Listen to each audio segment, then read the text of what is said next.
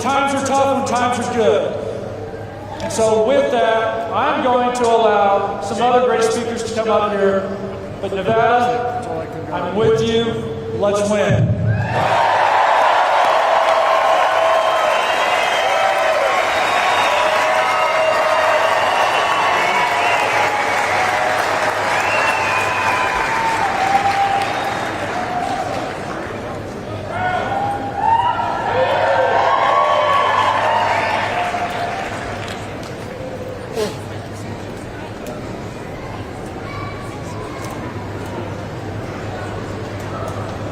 Ladies and gentlemen, please welcome Nevada GOP Chairman Michael J. McDonald.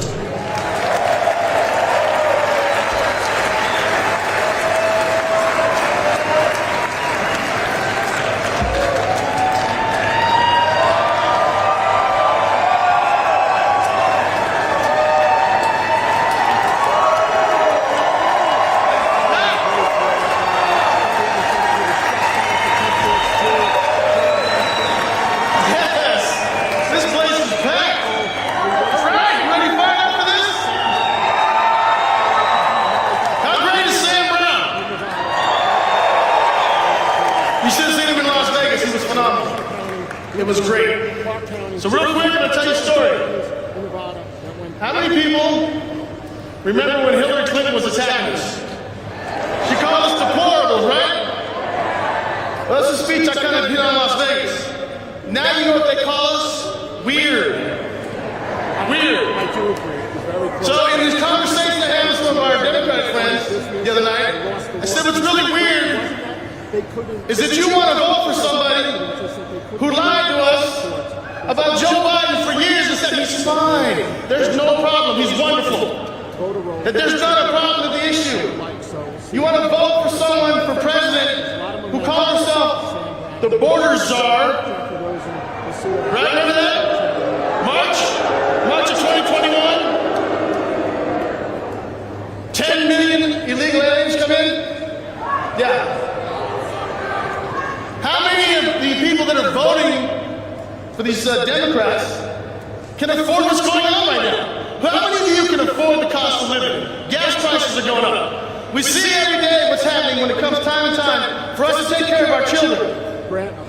They complain, but they're the ones that start the fire. They're the ones that keep electing the same people all over again that do one nothing but keep us down.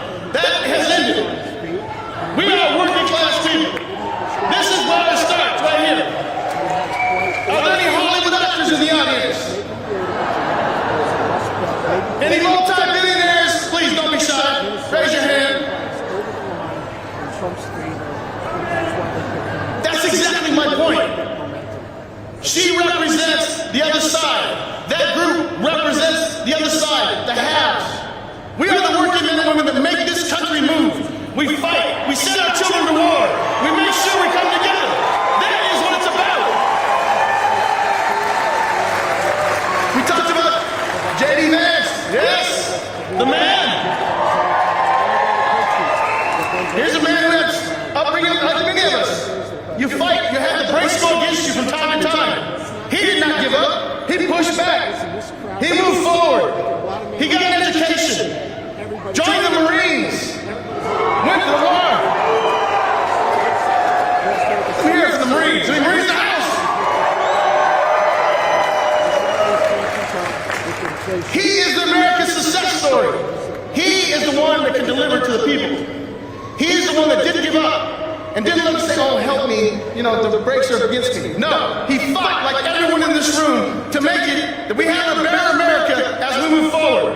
So when he comes up, you make sure you give him a strong Nevada welcome, like I know you always do. How about that? Ladies and gentlemen, God bless you. God bless Nevada.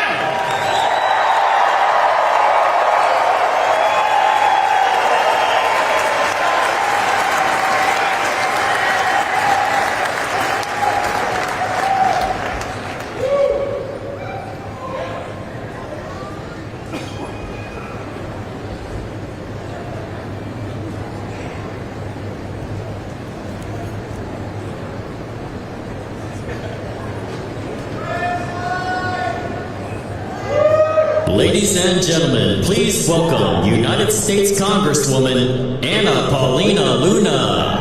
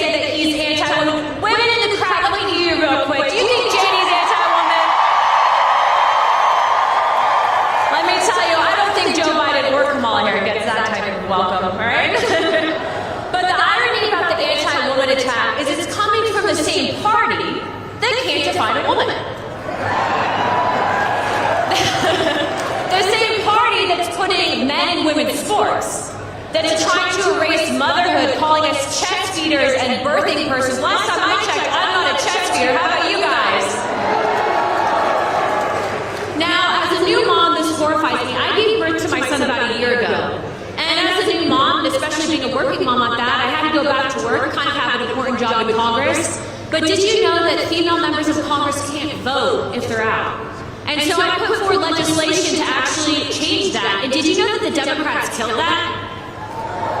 They killed women being able to vote, recovering from maternity. And let me say, it was Hakeem Jeffries told them, don't support that.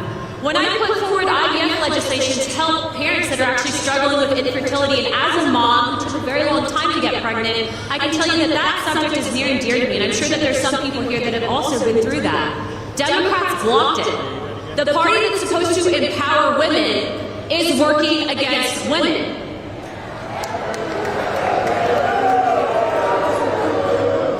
Now, they try to say that JD's the problem, but the fact is that he's a threat.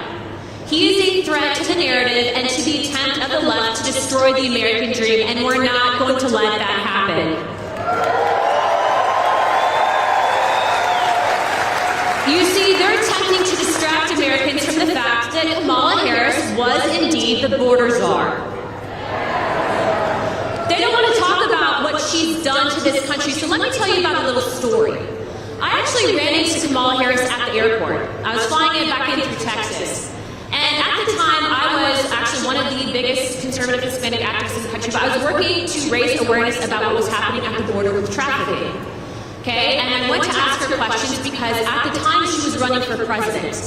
So I walk up to her, I'm ready with my question, and she goes, would you like a selfie?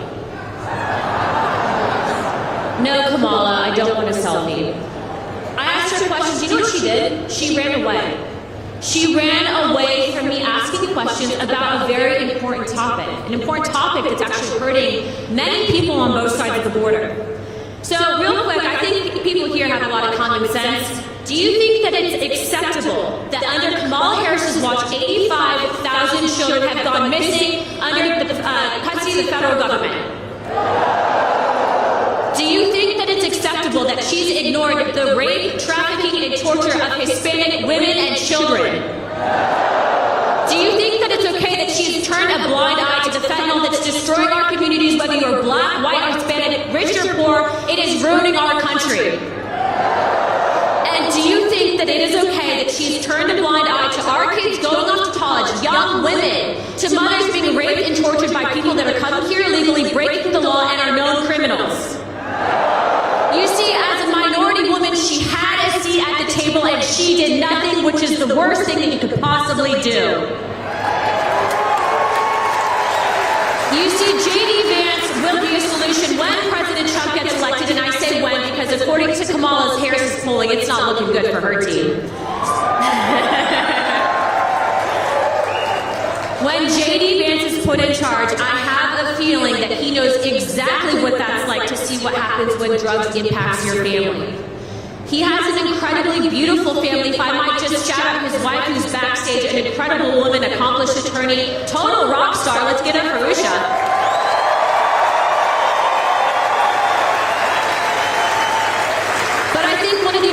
Important things is he is a Marine Corps veteran, and what I can tell you is as a veteran myself, you learn something, it's called